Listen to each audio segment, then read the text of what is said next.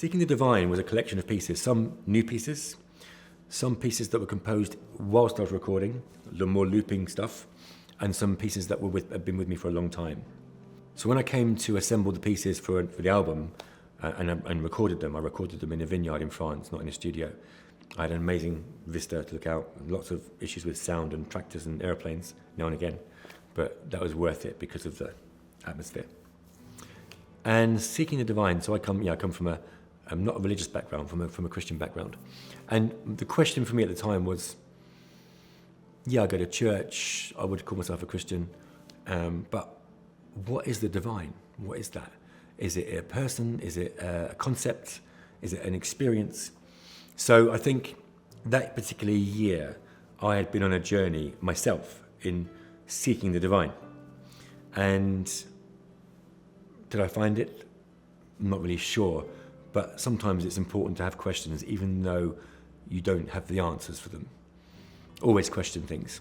So I think Seeking the Divine is about my journey of seeking those things, but I think it's also a question to present to other people. Are you interested in seeking the divine? When I listen to the music of Arvo Pärt, as I say in Estonia, for me his music is so divine, I would use that word not lightly. When I listen to his music, I feel that it expresses the wholeness of life, the joys, the sorrows, the pain, everything that we experience as human beings. I feel it in his music at the same time. And to me, that's divine. Someone who can encompass me as a human being when I listen to his music. So I think I would like to be that for other people.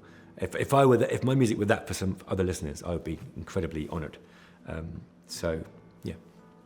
I recorded Seeking the Divine at a friend's artist retreat in a vineyard in the south of France. Good friends of mine. He's a winemaker, she's a dancer, Barbara. She's been in my music videos. And I wanted to do it there because recording studios are unnatural environments where it's soundproof, which is kind of cool for sound, but not for an atmosphere, an ambience. And I've done it loads, sitting in a padded cell with some glass, an engineer waving it, it's the most least creative place I could think to make music. So I thought, let's do it somewhere else where there's no people, no one, no time pressure. So I reserved 2 weeks and did this residency, and I set up my mics and all this gear, my laptop and stuff. And it was a set up there, and I had some yoga mats as insulation a little bit and cushions. And I had a view of mountains and vineyards. So I sat there, and it was hard because there was noise. There were birds singing, which is fine. There were tractors once or twice a day. There were a few aeroplanes, like the French Air Force, very loud, now and again. So there were times I had to stop, but it was okay because there's no pressure. And I could record day or night. So I would start around 10 in the morning, have a break, go for a walk, come back, have a croissant, play a bit more. Oh yeah, now I'm into it, record this piece, have a listen, not good enough. That's not quite, and go for a walk, come back, do it again. It was great. I loved it. And there was no pressure. So I could really take my time. And when I listen to it, I hear it. I hear that I am playing the guitar in a nice place that I was happy with. I think my favourite track on the album is Fratres, the Arvo Pärt piece, for many reasons. One is that I've played his music and been a fan of his music for about 30 years, longer, 35 years. Playing his music in concert taught me a lot because it was the first time I ever played quietly and with stillness. So playing his music taught me about that. It's not every day that he gives permission for people to arrange his music. So Spiegel & Spiegel was on the album with Arc Music Evocativa in 2000, and Fratres now on Seeking the Divine. It wasn't easy to get permission for either, but he granted permission eventually. So that was an honour, and everyone that I know who's tried to get permission from him to arrange his music, he said no, everybody. So I believe that he liked the atmosphere, because his music is it's all atmosphere. I mean, I'm not sure if he would say that himself, but the atmosphere that he brings is profound.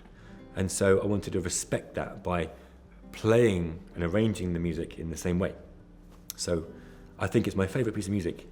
one of the hardest to play because it's slow. It's not written for guitar, so the chords are odd and not the usual fingerings. So it was hard to record and play cleanly.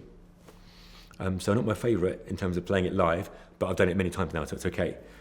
But I think favourite because I've learned so much by listening and playing the music of Arvopat that it's more like a thank you to him.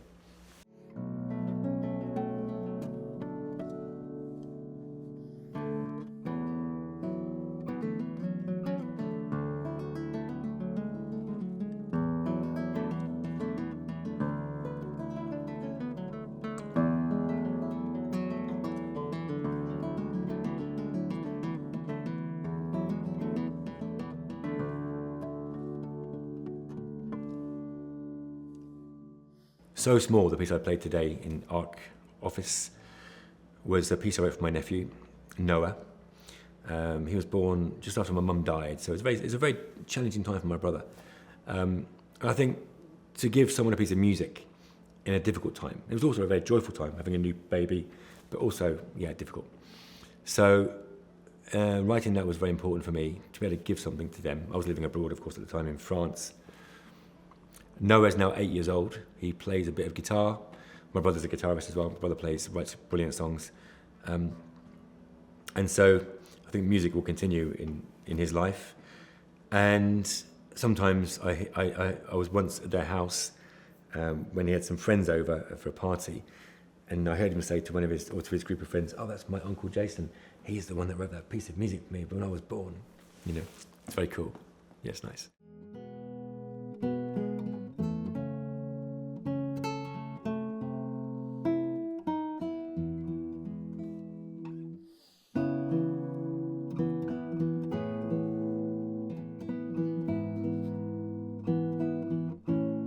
Ray of Sunshine was, in a way, a commission, but I didn't see it as a commission. There was a great friend of mine, Paul Theisbart, a great photographer, who's done a lot of my pictures for me.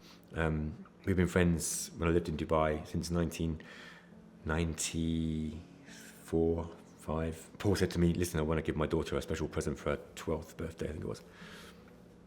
I want to pay you to write a piece of music for her, so please, let's do that." I was like, "Okay." So it was more of an honour, really, than a job. Because I know his daughter really well, so Ray of Sunshine is about Ray, that's her name. So to compose a piece of music for someone is always a very personal and challenging thing to do. With Ray of Sunshine and with Ray, the girl in question, Ray is a very bright, smiley, positive girl. And so what I wanted to do was also create something very melodic. The tune is very clear, and the chord progressions are very obvious, actually. There's nothing outrageously different about this piece of music, but sometimes it's really important to hang on to cliches because it gives reference points to people. And so I think it was the first time I actually admitted to myself that I didn't mind to play these very cliche chord progressions because it made a nice piece of music, basically. And I know, and also Paul loves strong melodies. It's also for him, as well, the dad. And so it's a case of trying to keep things really nice, like a box of chocolates that you don't want to stop eating because it's very sweet.